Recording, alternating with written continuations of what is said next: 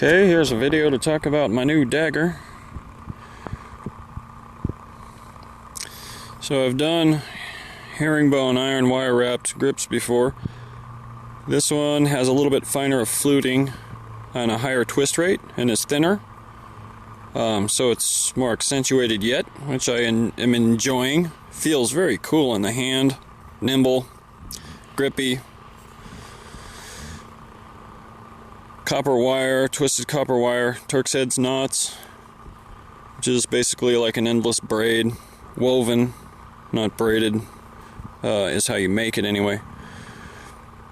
The wrought iron fittings are some coarse and very interesting old wagon wheel that I've forged circular for the pommel. It's got slag and inclusions in it, and interesting artifacts. We've got a peen block here. Many times they were added. This one is just filed from the same forging, monolithic with the wheel pommel. And here we see the end of the tang brought through and peened over to finish assemble the knife.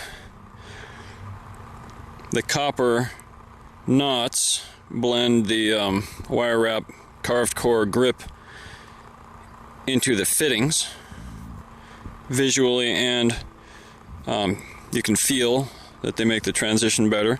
Here we've got a wrought iron guard, and this is hot punched to pass the blade shoulders through with a punch shaped like the hollow grind blade. It's got a sort of shield shaped boss here just to kind of bring the visually the width of the grip down into the center line of the blade. Stylistic. Tapering, downturned, forged quillins. Of course, etched to show the rope-like grain of the wrought iron. We've got a blade, which is pretty interesting. This is 10 bar. Well, if you look at it one way, these are very little narrow bars here in the chain pattern section, or Zanjir. That's the Persian name for this pattern, is Zanjir Damascus. Here at the edge and here in the center we've got Merovingian pattern bars, so in a way it's like a 6-bar layup too. Forge welded bird's beak at the tip just to bring the pattern together without wiping it out. You can see that worked pretty well. 5-layer bars here in the chain section, and then the Merovingian is 39 bars, 3 bars, 39 bars. Or no, 39, 5, 39.